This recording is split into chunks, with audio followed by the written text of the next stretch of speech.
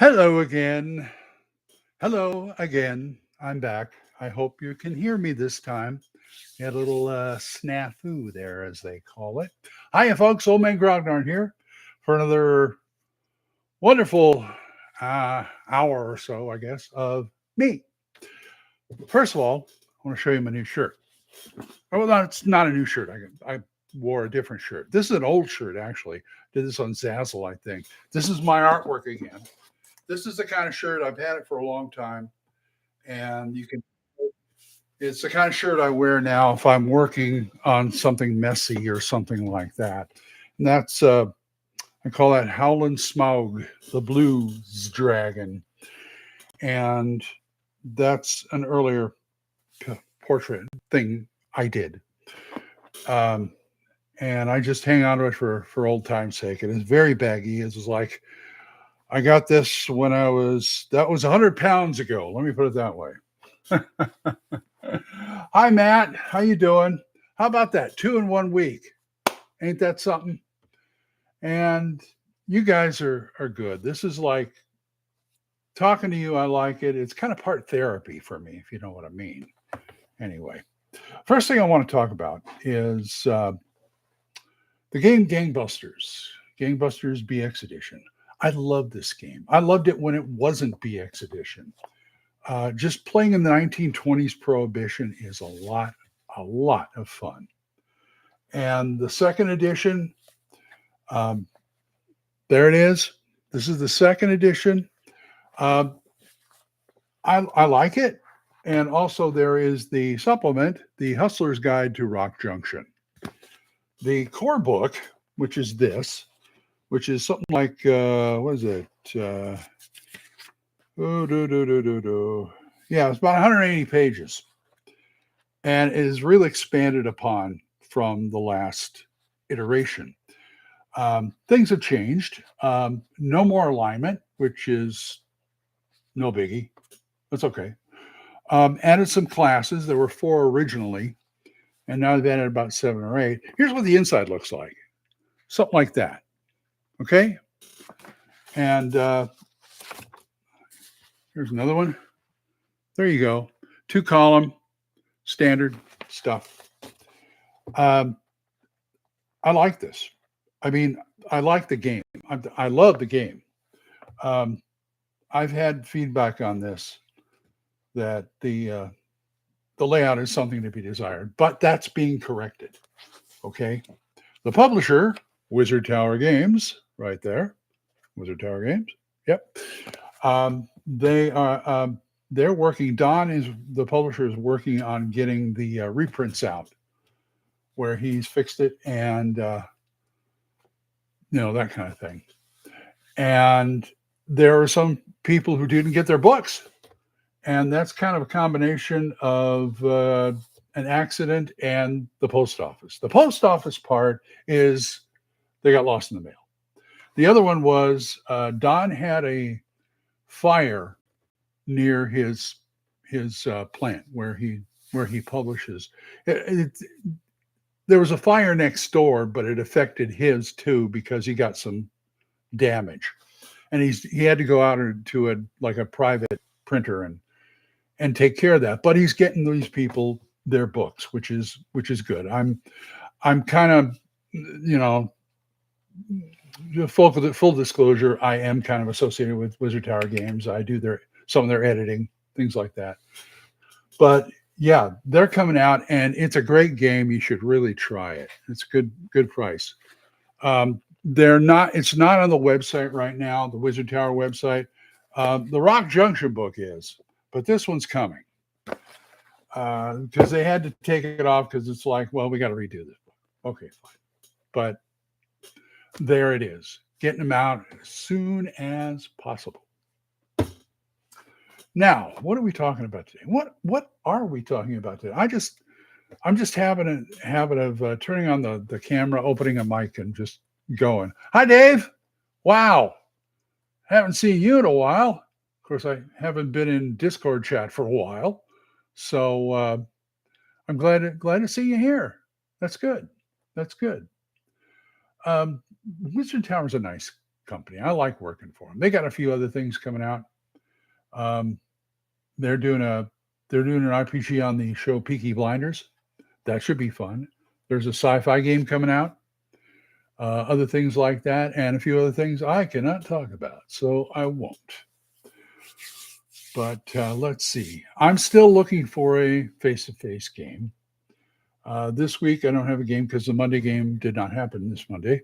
It's an every other week thing, and the last time we had um, to cancel because the GM had someplace he had to be. So anyway, I'm still looking for a face-to-face game. Yes, Peaky Blinders was a great show. I don't know if it was my kind of show, but it was a good show. It's the kind of thing my stepson would enjoy, or even my wife Becky. Who knows?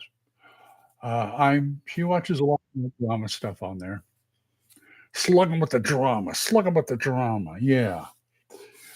But let me see if I can give you a few things that are on my mind right now. OSR stuff seems to be happening. I guess Wizards is kind of hurting right now. They're trying to get back some credibility. I think I don't know. I'm not part of. See, I'm part of also the Tinkar's Tavern stuff, but my show with Eric, or Eric, it might be Eric and Donson, which would be fine. But the other shows deal like Gamers Health and Random Party Generator and Talking Crits. They handle more the industry stuff. I try and play. Me, it's like when I get there to do Triple D, it's like, what are we talking about this week? And I'm constantly playing catch up with them. So I don't really deal with that kind of stuff. It's more I like to deal with the nuts and bolts of running a game, prepping a game, running a game. I've expounded on other things. I don't like to repeat myself, even though I find myself repeating myself, especially if I eat beans. But that's another story. But in the community, it's been okay, except for like one or two places, and but yeah. So how are you guys doing? Let me know. I mean, if there's something you want me to talk about, I will talk about it. Otherwise, I might talk about movies. So watch it. Speaking of watching it, I got a lot of stuff to watch it. I got one coming in today in the mail. The movie Silverado, which was one of my favorite westerns. They just released a 4K of it, and it's supposed to be here this afternoon. I was hoping to get here before I did the show so I could show it off, but I'll do it next time. Every time I look up here, all I can think of is, gosh, I got a lot of stuff up there to use for gaming. I mean, so much stuff to rip off, some classics, some trash. And I find it, what the funny thing is, I found out that the trash movies always make the better games. Isn't that weird? I find I'd watch one of those, grindhouse riff tracks type movies. I pull one down and watch it and go, boy, this is pretty lousy. But the premise is good. And there's always usually one or two things that I can pull out of there that I can use. I've done that before. It's a lot of fun. And the players are none the wiser. So, okay, no problem. Also back here, I've got a lot of game stuff. That's just one shelf right there. I've got some along the shelf in the closet there. Plus, I've got a butcher block table filled with stuff like box sets and things like that. So I'm pretty well stocked up. When I got back into this was when I was doing Save or Die. I chalked it up as research, which is why I have like basic first, second edition up there. I don't have white box. Never wanted a white box actually. It'd be to me that would be more of a collectible thing. I like stuff I can use. I like a working collection, if you know what I mean. There are more games in there that I'm ever going to play, and there's at least a half a dozen games I want to play more or regularly. Like I talked about the other day about like that index card RPG. I love that game. Another one, Savage Worlds, great game. Gangbusters, yeah, that I don't get to play. Hyperborea. Hyperborea is one of my favorites. You know, if you're ever going to go old school first edition and you don't want to do like 1E or Osric, go for Hyperborea. It's based on the same game and it's got a lot of other stuff and you can convert it, you can adapt it. One time, and I think at one time, I'm probably still going to do this. I said, anytime I want to play D&D 1E, I'm going to play this. I'm going to play Hyperborea, and I'm just going to convert it. I will pretend it's D&D. I will add the races, the demi-humans, and stuff like that, and just go from there. Yeah. Never seen. I was reading. David said, "I saw a wartime movie in the '70s on BBC and not seen it since anywhere. Never met anyone who saw it. It's not on IMDb, besides the director and actors being on IMDb. Finally found a reference to it online." I was going to say, Dave, you're not going crazy, okay? I mean, maybe you could have thought that was like a Mandela effect or something, but no. But there are some things I know. There are some things that in my day, it's like, did that really come on TV? What? Hey, lavender and mignette. By the way, do you remember what the title was? I'm kind of curious now. You know what I mean? And what was I saying about? Yeah, I like to use Hyperborea for anything 1E. And you can lavender. Oh, I'm sorry, lavender and magnet. Okay, yeah, got it. But I still want to use Hyperborea for mostly anything D&D-ish. If I wanted to play like Basic or BX, I'll use Basic or BX or one of the clones. I'm shameless.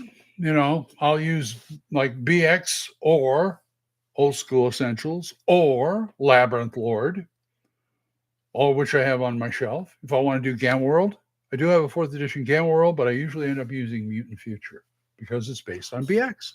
And I know I can run BX in my sleep. You know what I want to talk about right now, and I've talked about this before, is stat blocks. Now, 5E and earlier, from I'm going to say 3 to 5E, I never could get on board with their stat blocks. I mean, 3.5 was turned into a nightmare for me when I was running 3rd edition. I stopped. I won't run it anymore. Because they want to. I was called a D&D for D&D for pencil pushers, because everybody, like, you got 2 goblins and an ogre in this, and you have to have the complete stats for all of them. I don't care what saves they make. I will do that on the fly. But I did this chart called the D20. What is it called?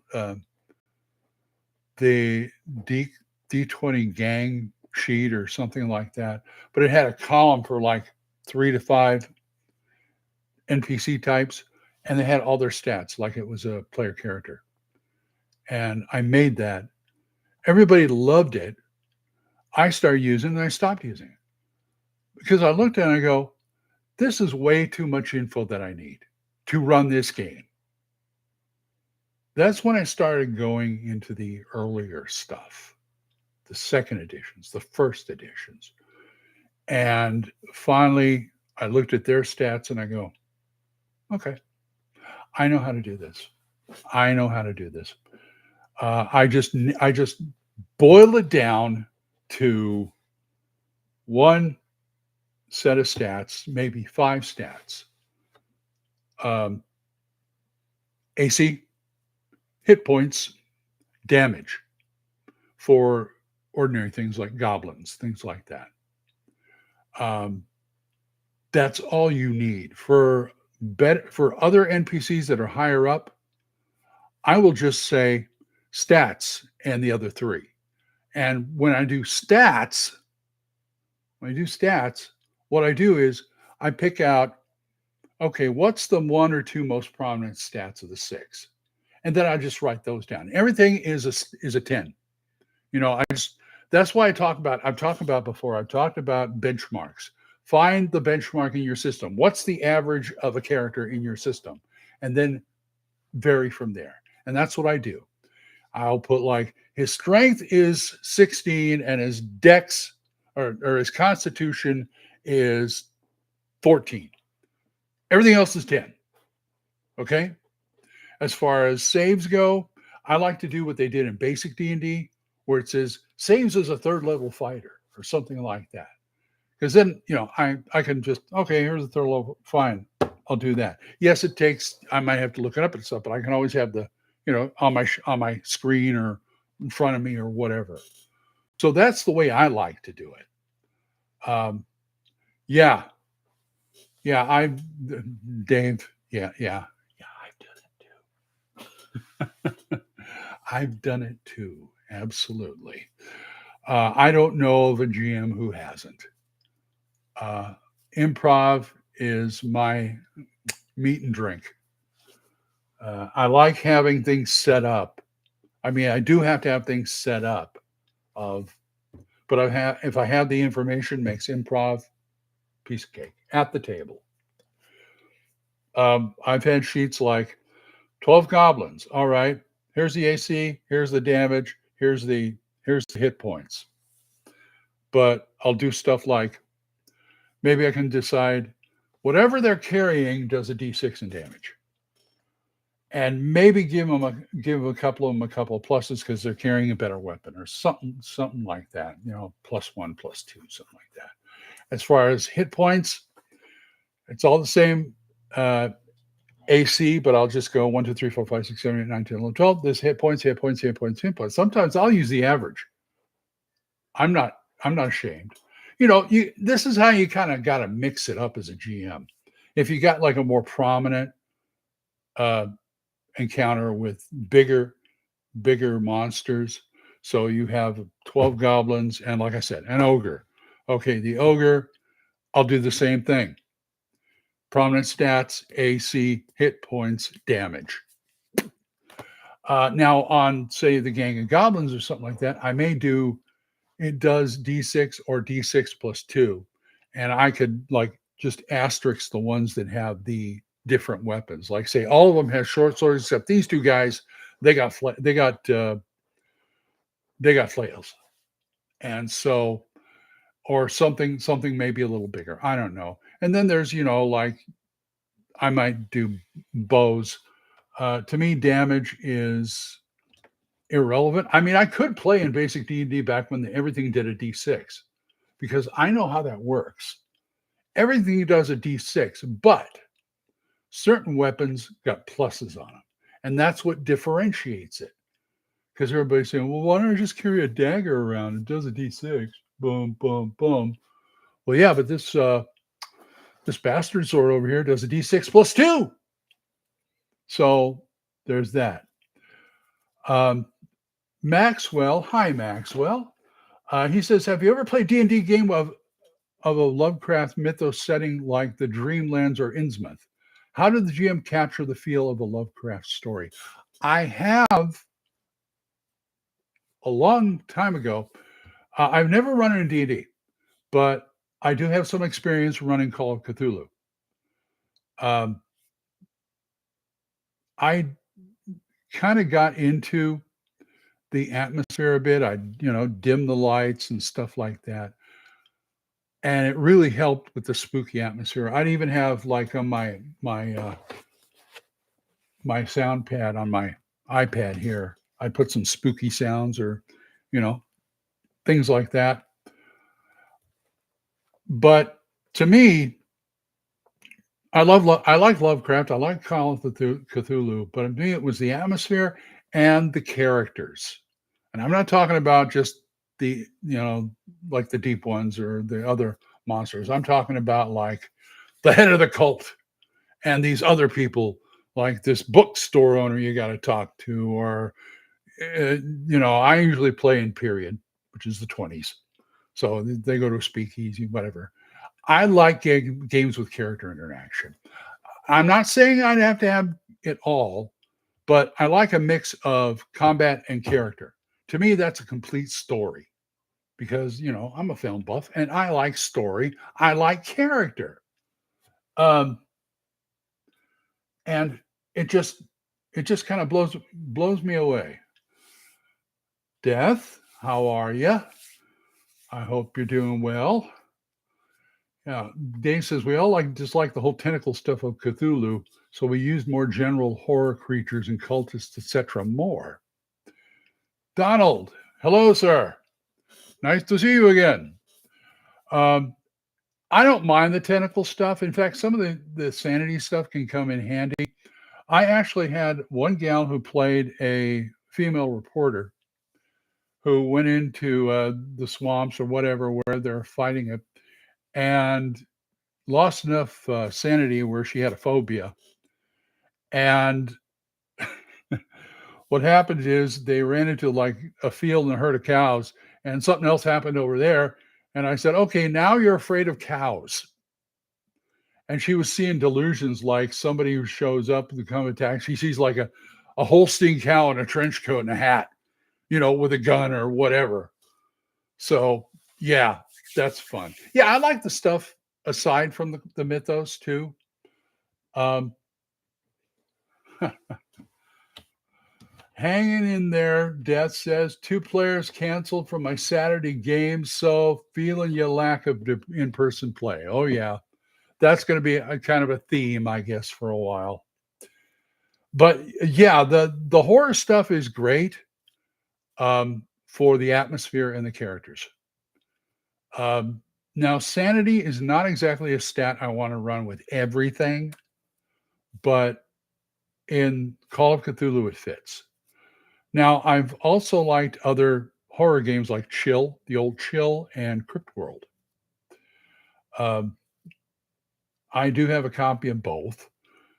I haven't played Chill in a long time because I've also used Call of Cthulhu. They had put 2 books out, 2 anthology scenarios out called Blood Brothers, where they took all these other all these other themes and did something else from them. The first one was kind of cool. It started, I think, in Hollywood or whatever, but the whole thing was run like a silent movie, the 20s. They said they even had like handout, car, dialogue cards, titles that you can hold up and things like that. My favorite one was Vampires versus the Mob, and the characters played the mob. They were foot soldiers in the mafia in New York, and there was this one part of their turf that these vampires who settled in from the old country tried to take over, and it was fun. It was a lot of fun. I had to teach them how to be gangsters, but it was fun. And I mean, and I could tell that the Chaosium people weren't taking all these real seriously. I mean, they did a 50s one, they did a slasher one. And what I liked in the mob was they actually gave stats for Bud Abbott and Lou Costello. So I ran them as 2 NPCs who bumbled into the mob and had to deal with, all these vampires and stuff. And I just kept it on the side, but it was fun. It was fun. Yes, Jacko, Chill was great. It still is, actually. I've got a first edition in there, the box set.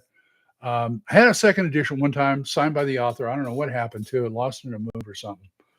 But Chill first edition is really nice. I like those one table games, like Marvel Face Rip. I love Marvel Face Rip because one table for everything. And I remember Pace Setter did with most of their games. Even Crypt World, the clone, does it with one table, which is nice. Make it a lot easier to run. A lot easier to run. You're welcome, Don. And I'm keeping the faith, pretty much keeping the light on for you, or whoever wants to play. I'm here, folks. Got a nice big 8-foot table. Yes, it's Chickasha, Oklahoma. So those of you in Oklahoma who know where Chickasha is, here I am. I'll run whenever you want.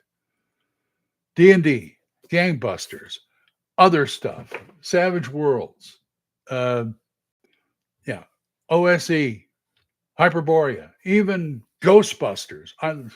Ghostbusters is fun, and that is the birth of the D6 system right there. All of those who about Star Trek, the D6 system, or Star Wars, the D6 system, excuse me, which I also used to have, and those got lost too. That to me, D6 Star Wars is the best. Now, Ghostbusters, I've got a friend named Tim Snyder. Okay. And he has a really good blog, which I can't remember the name.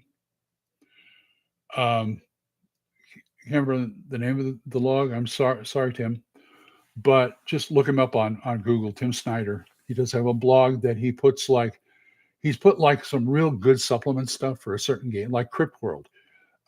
He's done a lot of things for Crypt World. Mutant Future, also, he's done a couple 3 that I've used for Mutant Future. And he's done 3 Ghostbusters scenarios that I use all the time. Well, 2 of them anyway. The third one I haven't used yet. But the first one I always grab is How Dry I Am. That is a nice one-shot scenario especially for a con. I ran it at my friend Jason's house. I ran it at North Texas. Both of them. It was fantastic. Another one he wrote was called Ragnaraka by Baby.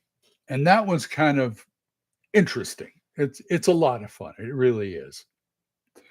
Ghostbusters as babysitters. Let me put it that way. That's all I'm going to tell about it, but it's really fun. Then he did another one called Shadow over Yonkers, where I like the scenario that in the bay between, in Yonkers, there are not deep ones, Cthulhu deep ones, but what they call them, damp ones. But these are like deep ones that are really very, very adolescent. Let me put it that way. They're like teens, and they've got that mindset, if you know what I mean. And they want to see if they can find some girls in Yonkers. And when I play it, they're usually there's a couple of guys, a couple of the damp ones who want to find, they're trying to, they go to the place where people make out and all this other stuff. And I always seem to play them as Beavis and Butthead, as Cthulhu, eldritch horrors. But but it's a lot of fun. He writes some good stuff. Let me put it that way. What else we got? Yeah, Death Angel Shadow. He says, anyone near Chattanooga or Knoxville? I'm in between. God help you. God help you. I'm still trying to figure out how to get to WizardCon and Battle Creek. Why would I blank out on Battle Creek? I mean, I grew up in the 60s and 70s, sending away to Kellogg's for stuff at Battle Creek, Michigan. I'm still trying to figure out a way there. I'm looking into flights. I'm actually looking at a Greyhound bus, God help me. But I'll figure a way to get there somewhere. But if there's anybody here and around the Oklahoma City area that's going to WizardCon, I'd be more than happy to drive with you, help with driving, help with gas, all that kind of stuff. So I'll just put that out there as of this recording. But I've got till April to get some money together and figure out the whole transportation thing anyway. But the sooner the better, if you know what I mean. Yeah, WizardCon is going to be fun. North Texas is going to be fun if I make it. Um, Still got to write up a gangbuster scenario. I might have a D&D scenario too. I don't know. I'm kind of jonesing for a little bit of fantasy, if you know what I mean. Oh, one of the things that I've got going at Wizard Tower Games is, I don't want to say a whole lot, but they may publish my novel. Well, it's more of a novella, but David is being reading and he kind of likes it. And I want to see where we can go with it, basically. It's something I wrote in 2016 for National Novel Writing Month. And it's a fantasy whodunit, fantasy murder mystery. I'm still wondering why the hell I picked murder mysteries to do it. Because you get murder mysteries, you got pieces that gotta, hang together. Usually all the time. Now, there are a few rare exceptions. For instance, see, I like Raymond Chandler. I really do like Raymond Chandler. Philip Marlowe, yeah, great guy. But when they filmed his book, The Big Sleep, with Bogart and Bacall, and I think that was Howard Hawks. No, it wasn't Howard. Was it Howard Hawks? I think it was Howard Hawks. I always want to say John Ford, not John Ford, but John Huston. But that's Maltese Falcon. But when they did the Big Sleep, they were in the middle of the movie making it, and they couldn't figure out how it ended. And because it was kind of like convoluted, it kind of hangs together. It's one of my favorite movies. It kind of hangs together. But, you get some kind of resolution. But they actually had to call Raymond Chandler and ask them, how exactly does this fit together to end? And he looked at his manuscript. He looked and says, tell you the truth, I don't know. I don't remember. But they filmed it anyway. It's a great film. Oh, man, that was something. So, David, you did the Cadfile books and the TV show? Nice. That's one that Becky couldn't get into. That's one series that well, I don't even know if she's seen it. I'm thinking of Inspector Morse. She hasn't really watched all that Inspector Morse. She wasn't really into it, but she liked the prequel a lot. I'll tell you one thing. Okay, this is doing a little movie stuff here. I'll tell you one thing she's watching is 1923. She doesn't care for Yellowstone, but she likes the prequels. She watched the 1890, whatever it was. Yeah, Sam Elliott, sure. But she's not watching 1923, and I'm, she's the TV's right behind me here on the couch. And sometimes I'm on YouTube or something like that, and I'm looking over, and it's like, damn, that's depressing. I forgot how depressing a Western can be, especially these days. I mean, I watched spaghetti Westerns. I had to stop for a while. Because I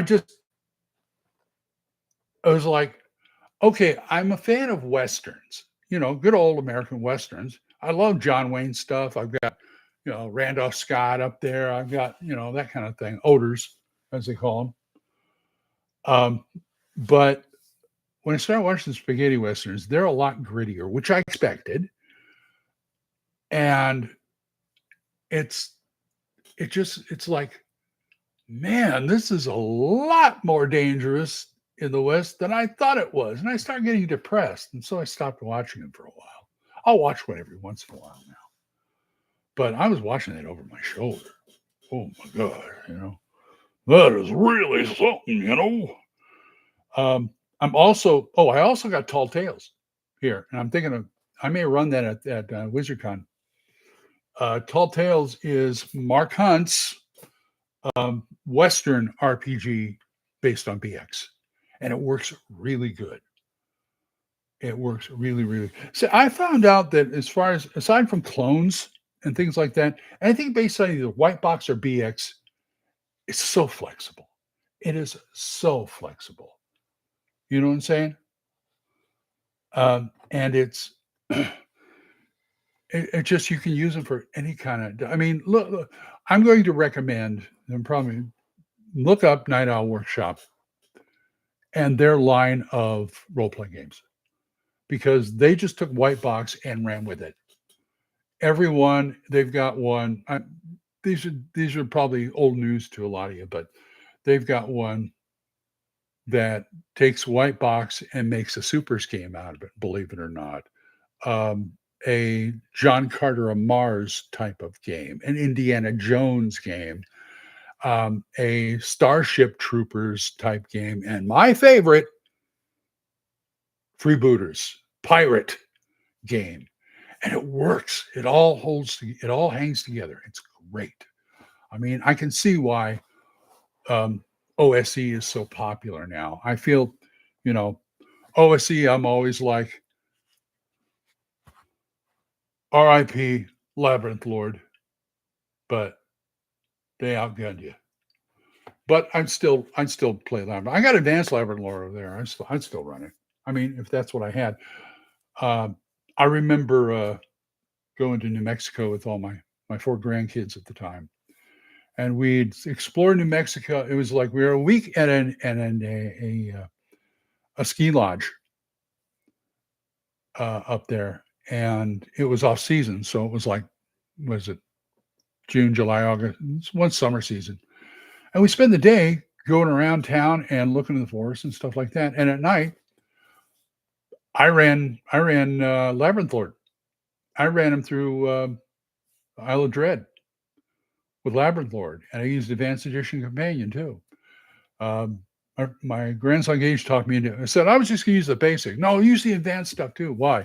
Because there's a spell or two I want in there that's not in the basic one. I was okay, fine. But I had my two boys, two girls, and they had a ball. It was fun. It was so much fun. Um,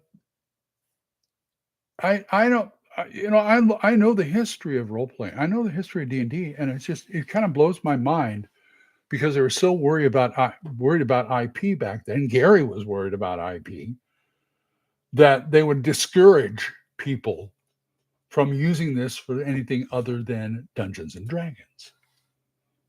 And I can see why they did it now. I mean, they don't do that. They kind of don't do that anymore. I mean, 5e, let them have their own fights, I guess. I don't know. But those of you who don't know about it, chef's kiss. Those things are great. I mean, somebody even did a 2e clone, you know, for Golden Glory, and it works pretty well, pretty well. In fact, a couple of them even do even a better job of it, like Dark Dungeons, which is a clone of the Rules Cyclopedia. And they laid it out better, and I can find stuff better in there. It's kind of like 1E versus Osric, because these days I don't even take my 1E books to a convention. I just take copy Osric. And now it's coming out with the second, fourth edition, fifth edition, something like that. But the one second, I got second edition. The one I got works okay. Basic Fantasy is another one. It's sort of kind of clone, you know, but they added a few modern things like ascending armor class and stuff that really doesn't bother me, that I can work with. You know what I'm saying? So there's always that kind of thing. Dave, Foyle's War, pretty good wartime England cop show starring the great Michael Kitchen. He is so laid back. I will have to point Becky towards that. She'll probably enjoy it. We're back on Stars now. We only get Stars, and pretty soon it might be wrapping up getting Stars. But she only gets Stars when they have their new episodes of Outlander. She loves Outlander. It's, to me, it's not a bad show. Not really. I mean, it's all right. But it's not gonna. not my thing, not my thing, my thing. Just like, Peaky Blinders isn't my thing. Um, it just, I'm all for, I reviewed a game called Blades in the Dark, and the first thing I thought of was Peaky Blinders. I should look into it. I'm going to look into it a little bit more in depth because I did like Boardwalk Empire. So I might like that. Oh, they didn't know that they remade Full Dark. Interesting. Wow. What are some of the things that have come out recently in the movie or TV sphere, streaming, whatever, that would make a good role playing campaign? I hear there's a lot of stuff out there. I mean, every time I hear somebody's, oh, he's a star. What does he do? He's on this show. Never heard of it. Probably because it's on streaming or something like that. I never heard of it. Mr. In Between, Australian Hitman Show. Oh, okay. I thought you were talking about something else. First thing I thought of was Doom Patrol. I have all 4 seasons of Doom Patrol. It's waiting for me to watch it. I watched the first season, then I put it away for a while. It's probably the weirdest superhero show I've ever seen. And that's one of the reasons I loved it. But at the same time, at the end, it was so depressing. So depressing. And it's like, I need to take a little vacation from this. So I just stuck it back into my shelves, and it's waiting for me. I'm just trying to find the time to do it. I mean, I'm too busy, like, trying to do this, to do with the role playing stuff and looking for a job and all that kind of stuff. So it's kind of, I'll get to it. Don't worry. I mean, I've got more movies that I can ever watch in one lifetime right now. And I use an analogy from people who are bibliophiles, who like books. I forget who said it. Is someone who has a library of more books than they can ever read is the sign of a high intellect. And I feel the same way with movies. I mean, I love my second shelf up there. All bubble, all Grindhouse, all just have a bad day for names. All Mill Creek, 50, 100, 200 movies a set. And probably the majority of them are probably public domain. But I love them. I get good ideas for games off of them. And I always love to discover a good movie. And there's some that have really surprised me on here. It's kind of my thing. I love going through the crap to get to the diamonds. I think it's worth it, to tell you the truth. But it's just, I got so much to play with here. So much to play with. I'd love to have movie night, for friends. Come on over. We'll pick a movie or two. We'll watch it. I got more movies. It's funny. I've got more movies than Becky and I could ever watch, but Becky doesn't want to watch any of practically nothing. I mean, it's not like I just got the junk. I've got the good stuff too, but it's all old stuff. She wants to watch some new stuff. Okay, fine. Whatever. I can deal with it.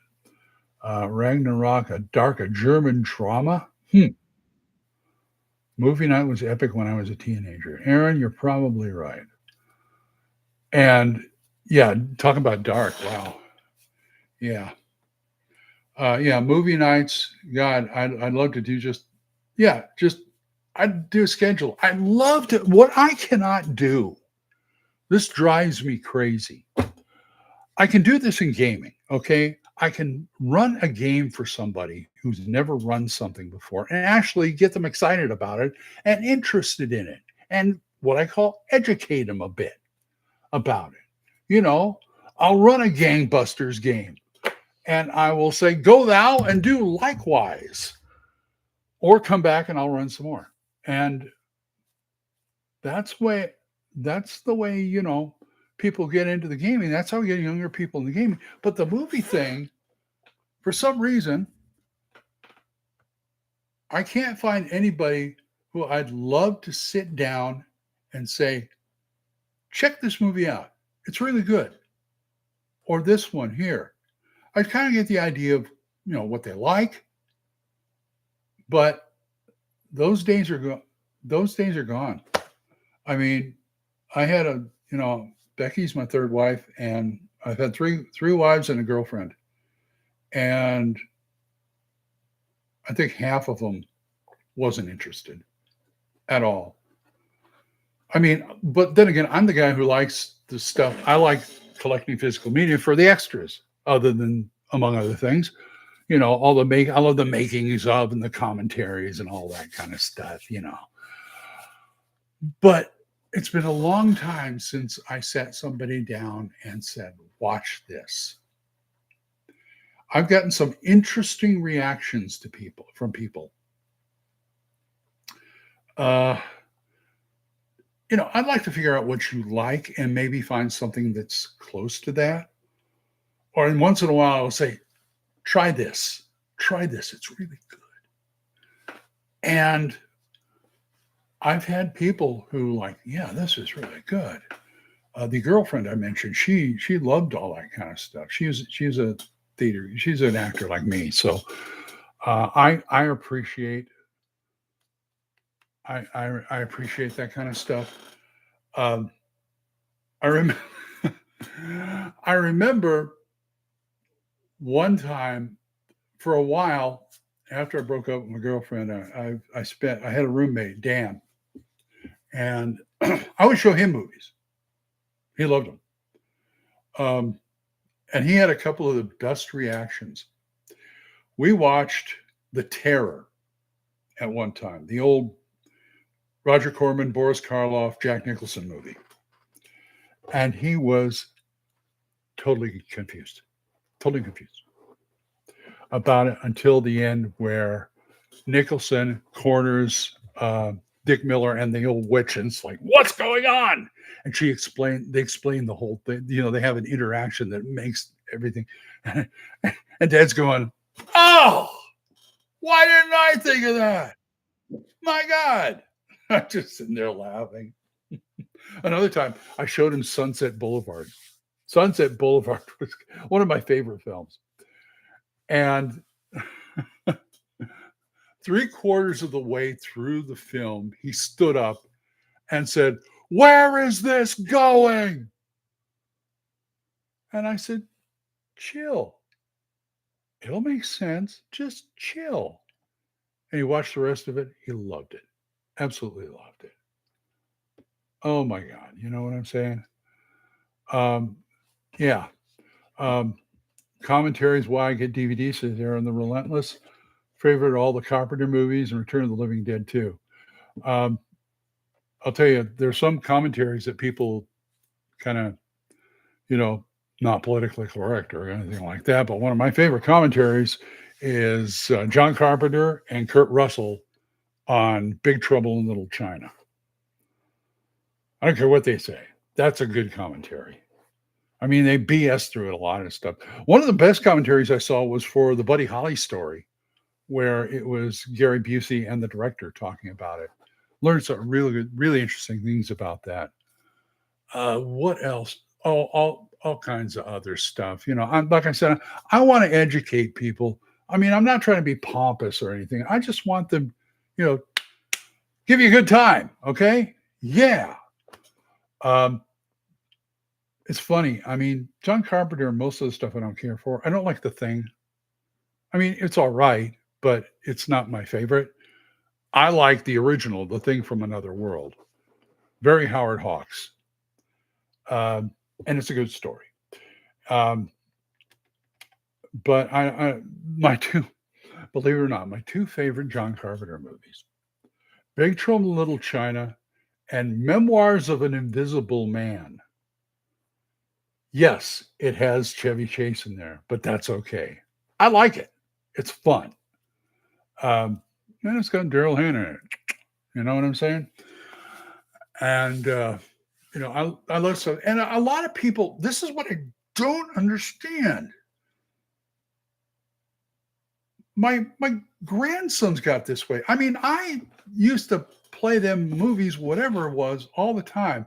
My eldest grandson, Gage, his favorite movie when he was like 4 or 5, The Adventures of Robin Hood, Errol Flynn. He loved it. And he'd watch other things like this. And now it's like, hey, Gage, why don't you watch this, Sweet Smell of Success or something like that? No, it's in black and white. I don't want to watch black and white. Why not? It's a good story. I'm watching Casablanca. No, it's black and white. I don't get these. And it especially galls me when you have people who are game masters who do stuff like that. Oh, that's old stuff. I don't, but watch it for the story. And you know what I always tell people? I always tell people a lot of things.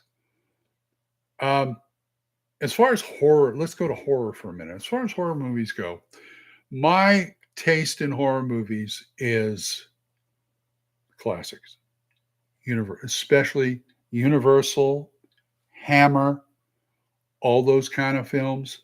I just love those films. Even the B pictures, even the programmers, stuff like Horror Island, which has no stars in it, or something like that. But I love watching the old like Universal. If you ever wonder what, see, as an actor, and I still consider myself an actor, I love a good performance. A really good performance. I love it. And believe it or not, you'll find some of the best performances are in old horror films. Watch Lugosi, watch Karloff, watch Christopher Lee, Vincent Price. Vincent Price, oh, he's a ham. Yeah, but that's what he was doing. That's what the story needed. He could be watch Wishfinder General if you want to see how subtle he can be.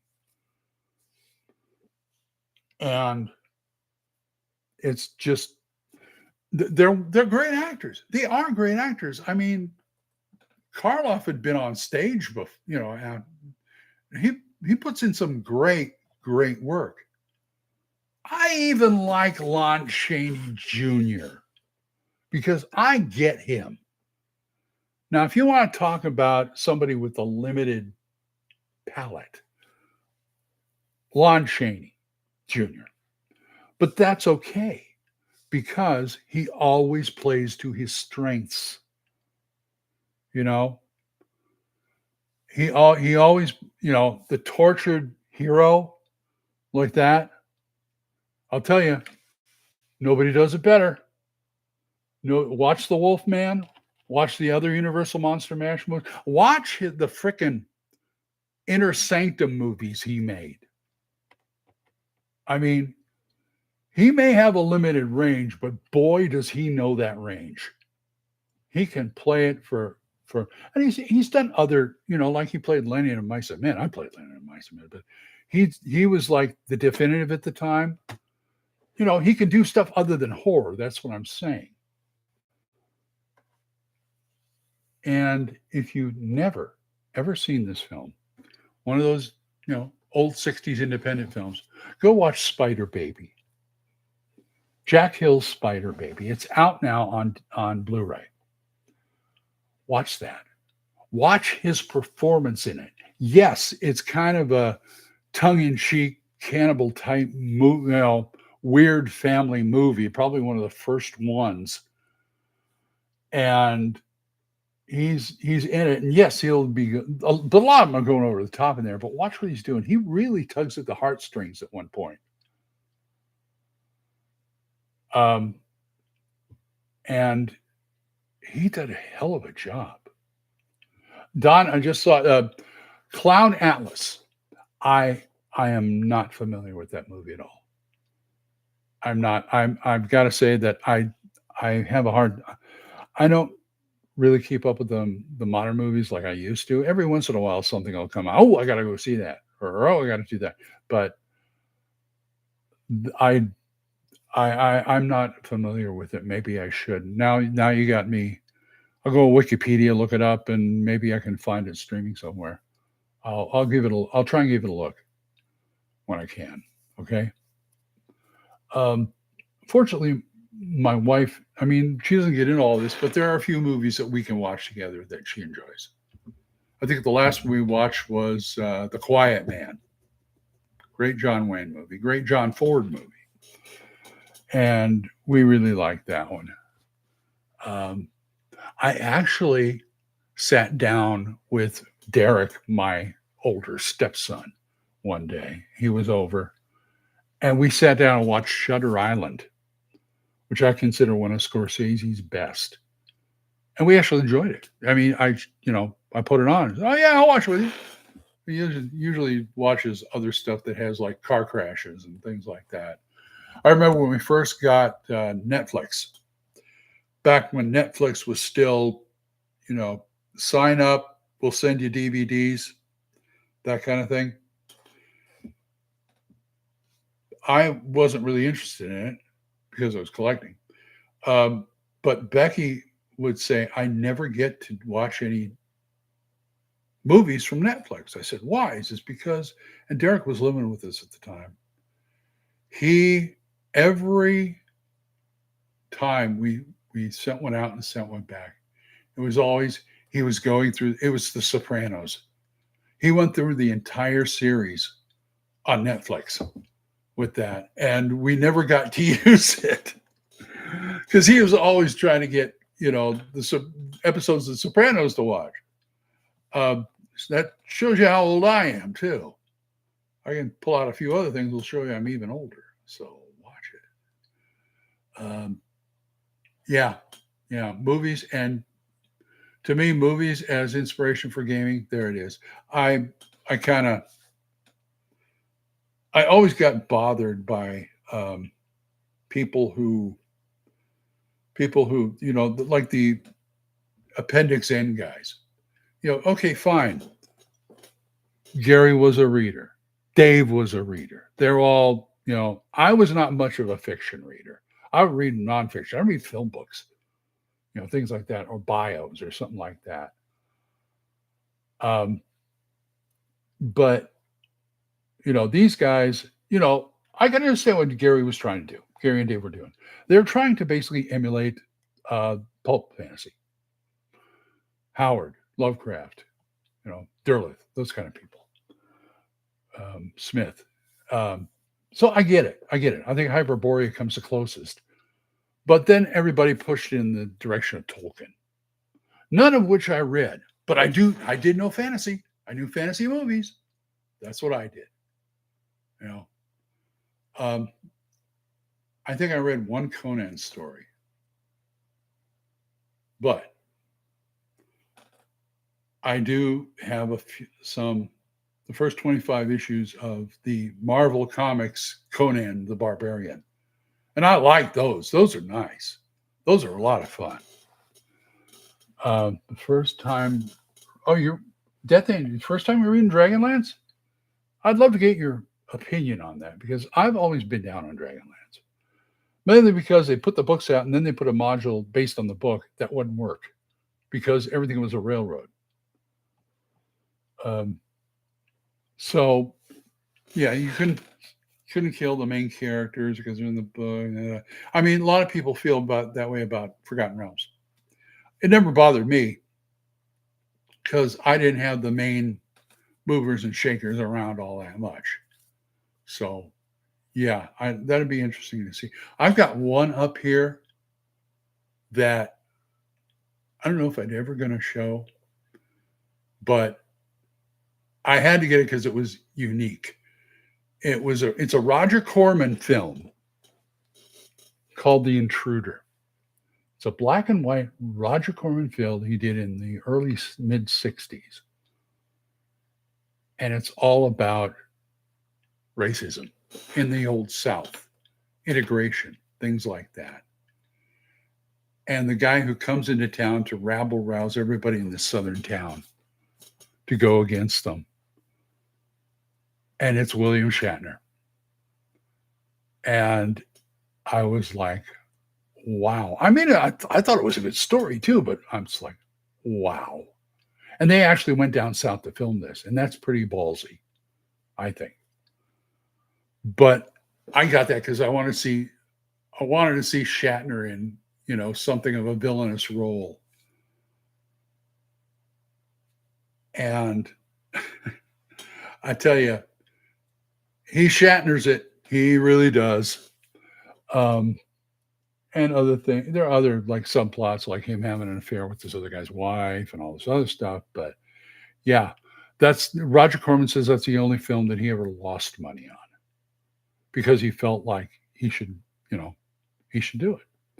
But that's the kind of thing that I like, finding unusual things. I think the last new movie I bought was The Man Who Killed Don Quixote. Yeah, before that it was The Day the Earth Blew Up.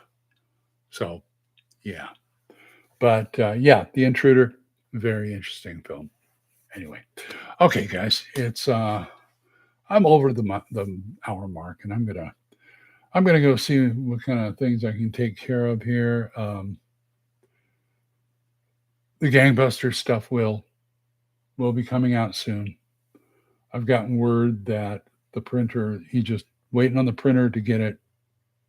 No, they're saying the minute the publisher gets the books, they're going out, and I'm looking forward to that. Keep the faith, guys, and so time for me to go. And so I will see you next time. I don't know when, but I will see you next time. Bye bye.